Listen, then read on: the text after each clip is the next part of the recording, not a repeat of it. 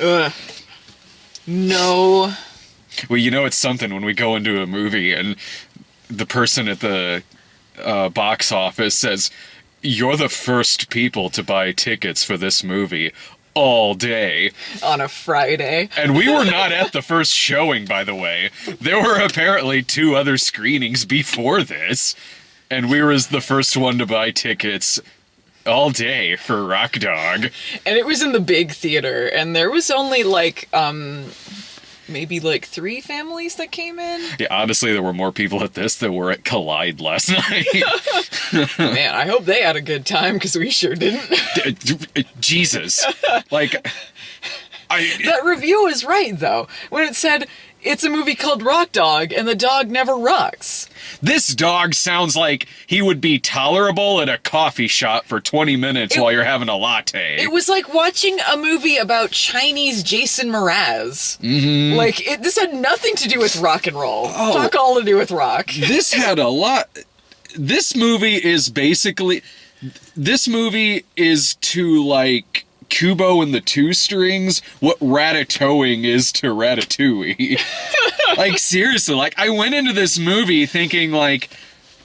I saw a few trailers for it, so I thought, like, okay, the dog really likes music, and he goes to the city to be a rock star. So it's like Norm of the North, only he doesn't invent the polar shuffle. But man, when this movie starts, and it's like, in ancient China, deep within the snowy mountains, lived a fortress of mastiffs, set to guard the cheap culture amongst the ancient wolves with their magic and sorcery. Like, fuck pile of, like, Kung Fu Panda shit did I just step into? I saw the trailer for this, but immediately forgot everything except the rock cat. So, but I knew it was a Chinese co-production, American-Chinese co-production. But then when it starts immediately with, like, the logo for the Chinese company, it was H like, Brothers. Blong! Yeah. And then it starts in on that, and I'm like, oh, so this is completely different than you would think a movie called Rock Dog would be. Oh, no, it's exactly what you would think it would be. It's the jazz singer. If instead of his dad being a rabbi, he's a mastiff who lives in the mountains who wants his son to guard sheep with magic and sorcery, but his son wants to be a rock and roller instead and goes to the city because he can't perfect his magic hands. This was like 3 different movies, and all put together. None of them make a shred of sense and have any goddamn thing to do with one another. No, like, they spend about a third of it. Mm-hmm. The first act is he's in the his village, and then he wants to do music, and his dad's like, no, you'll be a guard. And then there's some stupid sheep shit or whatever. Uh-huh. And then he goes to the city, and then you got, like, the plot with him in the a rock singer who he's writing a song with him, and he's got to have the inspiration. And then you go into a plot about wolves in suits, and suddenly it's like an action magic movie at the end. You keep forgetting magic exists in the movie until, like, he's like, magic guitar hands. Magic exists in this movie. I was fucking like, when he does the, like, mastiff paw thing, when he, like, shoots skadoosh. He shoots magic farts at each other, like... When that happened, I was so thrown off because I was like, wait, there's magic in this movie? Uh-huh. When was this established? At the beginning, when, like, when they were setting up, like, the fake, wolves using the sheeps to train themselves. Well, that's the part I'm talking about. Oh, I thought you meant at the end when he actually, No, like... when they show him doing the magic, when they're doing the sheep training, and his dad asks him to demonstrate for him, I'm like, wait, since... When was this part of this? Well, there's a prologue to this movie that's 2D animated and is actually fairly well animated in this part. It looks better than anything else in the rest of this. Like, that would be like if you made a Shot on Shitio movie and the prologue of it looked like Good, the Bad, and the Ugly. Like, I wish the rest of it had been like that, because this animation is not good enough for theaters. No. It's not Norm of the North Polar Shuffle bad. It's not that. But it's subpar. It's below what you should have. It really is. It looked like most of their animation budget went to that opening prologue, which, by the way, is narrated by Sam Elliott as Fleetwood Yak. forgot that was his fucking That name. happens. He was just the snowman from Rudolph. Like, He was- Hey, folks. Oh, he was. Tell you about what's his nuts. Yeah. I forgot his name. He was that, but also he was his stranger character from The Big Lebowski, only if he had no interesting stories to tell. So here's a story about a dog and some sheep and some magic fucking mastiffs and wolves. But he was also a little bit, because like once the rock dog finds out the power of rock from a radio that falls from an airplane, maybe it's the same airplane that dropped the Coke bottle and gods must be crazy. So he finds this radio and learns rock and roll, grabs a guitar, instantly knows how to play it, and then starts fucking singing in the street. Like, again, he's looking for the nearest Starbucks to try out his new material. So then this fucking yak, Fleetwood Yak, will come in and look at the camera and be like, "No, he's pretty good, isn't he?" Like, no, go talk about the Duke Boys or some shit. Yeah, I just kept thinking of like, them Duke boys are in trouble, except he was never narrating when anything was happening. He would always just come over, he'd look at the camera and be like, "Don't worry, folks, I'm tied up right now, but I'll be untied. I think it's gonna get a lot louder around here. Thanks for that. Thanks, Tequila." And first of all, he's kind of a creepily drawn looking character too. He looks Yeah. kind of like if Gary Busey was a yak, and that's something I don't fucking want to see. Nobody has any good character designs in this. They're all either unmemorable or misguided. It took me a while to figure out the difference between the sheep and the dogs in this fucking movie. I didn't realize his dad was supposed to be a dog too. Yeah. I was like, wait, is his dad another species or what is he? You know who else Fleetwood Yak is? Remember the rooster from Disney's Robin Hood? Oh yeah. He's that. He was that guy. Like if they all got... Yeah, Robin Hood and Little Jack. Like, if they'd all got arrested in the third act, it'd have cut to the yak going, "I'm in here too, every town." Like, that's exactly what fucking Fleetwood Yak was. Fleetwood Yak, blow me. Jesus. I couldn't tell you one rock song they had in this, but I can tell you they had no surprises by Radiohead in there. I was like, why is a song about suicide starting to play in the middle of this? Because it was in the sad montage. So apparently Rock Dog's gonna fucking hang himself at the end of this goddamn God. movie. That got dark. There is so much insane bullshit in this fucking movie. Because when he gets to the city, I could never tell if this was supposed to be taking place in the 80s or...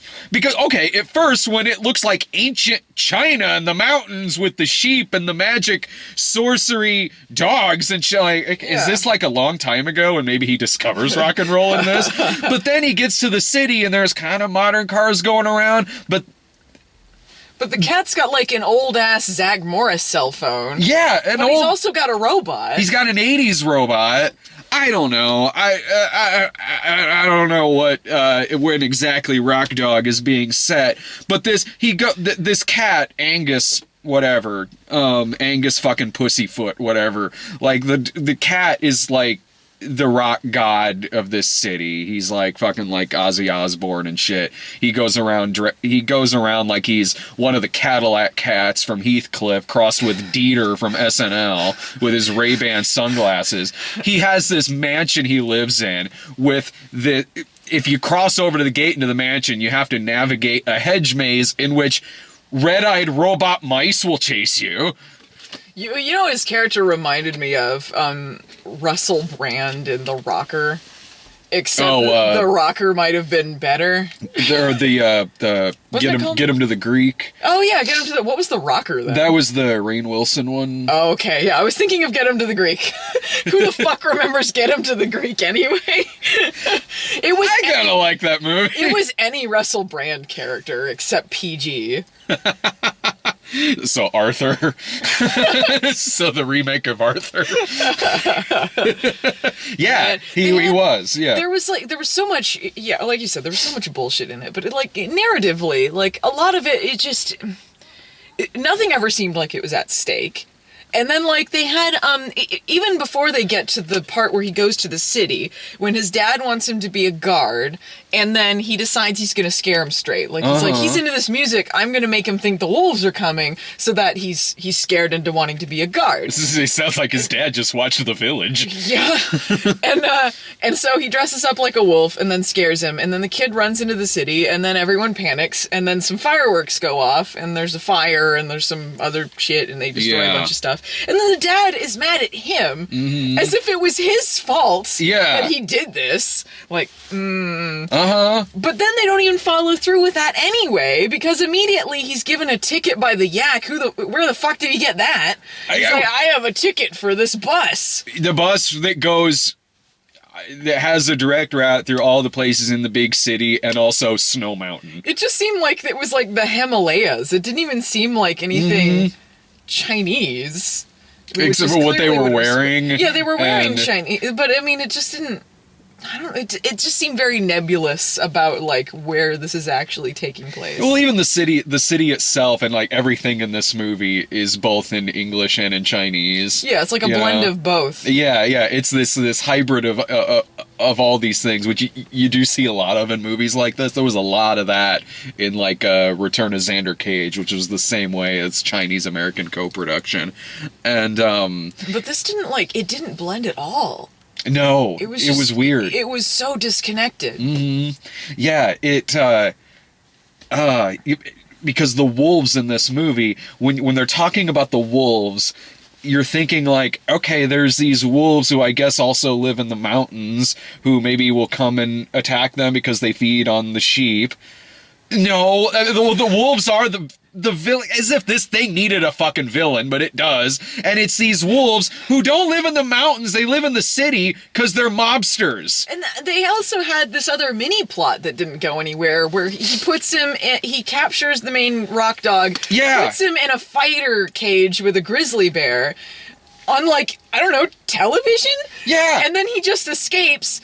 Nothing ever comes of that. I didn't end. Like, what is this team of mafia wolves who have cars and run this gambling society? What do they care about some sheep in the goddamn mountains? And they capture, like, I figure they're gonna capture the rock dogs, like, oh, then we can blackmail his father because we hate him and know he exists for some reason. But yeah, like you just said, like, no, we're gonna throw him in a cage match with a fucking bear for 30 seconds of the movie. Why? He just runs away, and it's like, well, guess he got away. And then the bear was like, he was a bouncer or something in the end, and I'm like, wait, yeah. And they have the part too where, at the end, where they do a rock concert and everything's cool, and then the wolves are there, and then the dad and the wolves shake hands. I'm like, do you not remember where they tried to grill your friends alive? Yes! Like, so the wolves show up in their fancy cars like they're Batman villains all driving the same car. Like, they might as well have a picture of a wolf just on the side of their cars, like with the Joker and Batman. Yeah. So, like, if the fucking wolves show up to Snow Mountain to cook all the sheep, they live in the city, they're mobsters. I'm sure they eat fine. I don't know why they need these sheep. But they're fucking grilling the sheep alive, but then it's all saved by the power of rock, like it's the beginning of Sgt. Pepper's Lonely Hearts Club Band, in which they stop all world wars from happening with the power of magical musical instruments. But that happens. Why were they scared? All it did was float them gently to another part of the village. Yeah. It didn't... They were just like, I guess we're floating. Like, did it drug them? Did it, like, make them all, like, chill out? Or... what is this? Even before magic kind of started happening with the guitar, it was doing what it kept doing through the whole movie, where everyone is mesmerized by this dog's guitar playing. So when before the magic even happens with the guitar at the end, the wolves are about to eat these sheep alive. Whoa, this coffee shop guitar? Whoa! Like, oh, fuck off. You damn wolves. Yeah, they all stop what they're doing, like, whoa, like, dude, fucking toss a stone in Long Beach, California, you'll find any music like this being played live anywhere. Trust me, I used to live there. The design of the wolves is so shitty too. Like the Lewis Black wolf, the lead one. Yeah. He's got like this long, weird, floppy nose that is not what wolves are shaped like. I'm just like, ugh, this is bad. How do you fuck that up? Yeah, just watch, like, Storks with the wolves in that. The wolves in that were hilarious. This movie is like a lot of different things. You got wolf villains in this that do silly things like in Storks. You got Kung Fu Panda jizzed all over this movie. They kept playing chill music over things that were supposed to be scary. Mm-hmm. Like when that fire and all the fireworks are going on in the village, they just kept playing, like, chill guitar music. And so I was like, yeah, I was like, if you changed the soundtrack, it would have helped immensely, especially in Rock Dog. Especially, yeah, when a movie literally has the word rock in the title to describe your lead character. The logo looked like Guitar Hero logo. Mm-hmm. It looked really dated. The movie looked really dated. It does. It looks like it was on the shelf for 3 years. This looks like, I know, I said the same thing last night about fucking Collide. I guess we're getting a fucking dump from 2013 splat out into fucking theaters right now. This, going into it, I thought, like, well, this might be this year's Norm of the North. And it kind of is, because it is about that batshit. Like, to describe the plot and everything that happens in this makes as much sense as describing Norm of the North, with its fucking Norm has to travel to the big city to stop condos from being built in Antarctica, and then he invents a viral dance called the Polar Bear Shuffle. Yeah, that's kind of like describing this with its insane bullshit, or the wolves want to capture the rock dog to give him a cage match with a bear. Fine. But it also does feel like the nut job, in that you can blatantly tell, like, yeah, some other country made this. But, like, I liked Norm of the North better. I had a better time watching it, and I liked Nut Job better. Like, this one wasn't fun. No. It felt like, this was only 80 minutes. Oh. But it kept going because the structure was so weird. It was so disconnected. And it never made me care about anyone at any point. Yeah. I never cared about the main character, Rock Dog. I've already forgotten his name. I'll forget this movie pretty quickly. Yeah. It's nothing. Yeah, you're right. Like, I was more fascinated, I think, by Norm of the North's badness. Just sitting there like, what the fuck? The goddamn Lemmings just did a Titanic reference. That one's fascinatingly cynical. Yeah. Is what that is. So it makes it funny. But this, like, I mean, I don't know if I can call this cynical. It's very referential of other stuff, but I mean, it's very manufactured. Yeah. Like, it is manufactured to play to both markets, to get the two biggest audiences in the world, to hopefully maybe turn in a profit. Norm of the North was a very cynical direct-to-DVD movie that at the last minute got put in theaters. I had a better time at Nut Job. I don't know if maybe that's because we were the only ones in the theater and we could riff along with it. It was a better movie, though. Like, at least that had Will Arnett voicing the main character. I don't know who this guy was. It was Luke Wilson, I think. Was it Luke Wilson? Yeah, that's the thing about this movie, is, like, it has a cast. Like, okay, it's like Norm of the North. The only person I recognized was Lewis Black and Sam Elliott. J.K. Simmons is the dad. Like, J.K. Simmons is the dad. I forget some of the others, but there are, like, Norm of the North had a cast that I fucking expect. Rob Schneider, Ken Jeong. Yeah, that makes perfect fucking sense.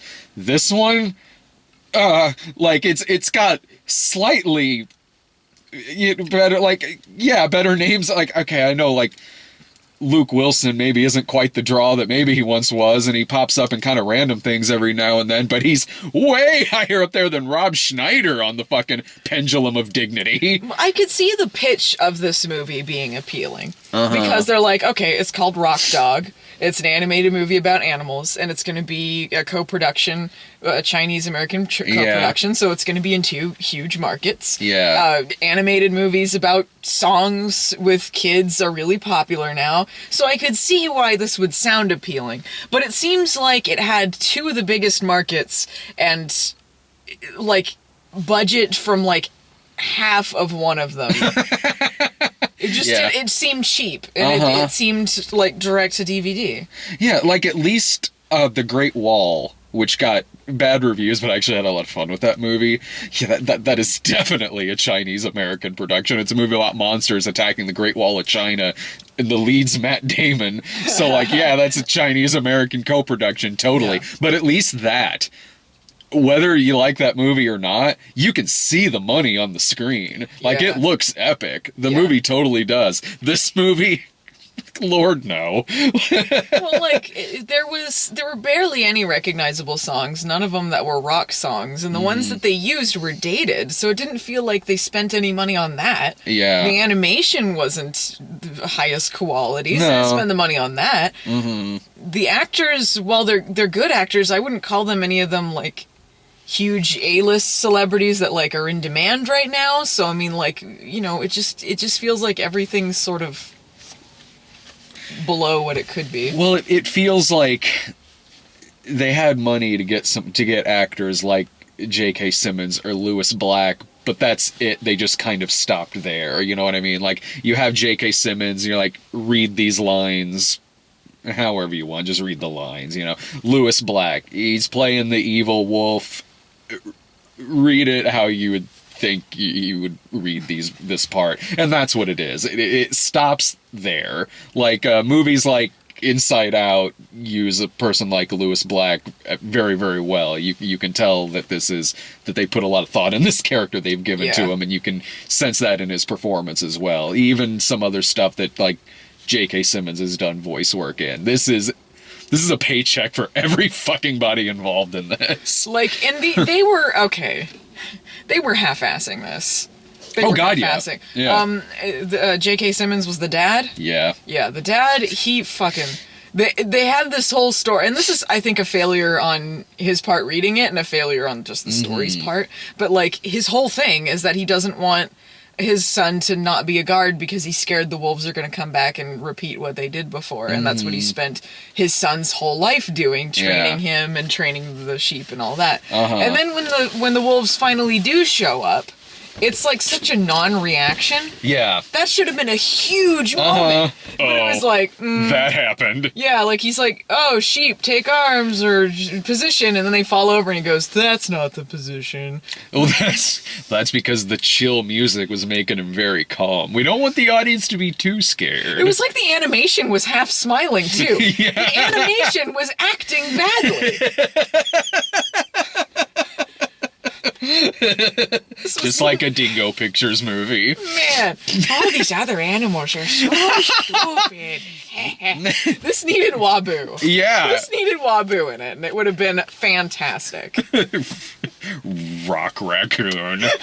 Wabu. When is the big screen Wabu movie coming out? These musicians are so stupid. Just doing Dingo Pictures on the widescreen. Like, on the big screen. Oh my god. Oh my god. I would be there so quick. So would I. At the least, we'll only be there for like 40 minutes at the fucking most. That would be a delight. Rock Dog is a movie that I went into at low expectations, and it surpassed that. This was way worse than I thought it would be. It was, gosh, I didn't think it would be this, like, just boring. It's more batshit than I thought it would be. Apparently, it is based on a graphic novel. I noticed that. What? Yeah, I noticed that in the ending credits. I hope it looked better than this. Maybe it looked more like the intro. Maybe that's why they did it 2D, to try and imitate that. God. I don't know. I did not know that until. Maybe it's better in a graphic novel format because you don't have to hear the music. You can pretend it's better. Maybe in the graphic novel, his music is excellent. This is completely outstanding. All the characters standing there going, "Wow!" Like. I'll give you any of Dave's CDs from 20 years ago. It'll blow your fucking mind. God. I'm sure Todd would love this. All the like guy with guitar songs. Rock And it has a dog. Yeah, rock dog. Who does guy with guitar songs. Perfect. This movie was blatant Todd pandering. Rock music, dogs. So with all these Todd pandering movies we have coming out between A Dog's Purpose and this. This dog is too small. Oh, the dog is too small. He's so stupid. Any final thoughts about Rock Dog?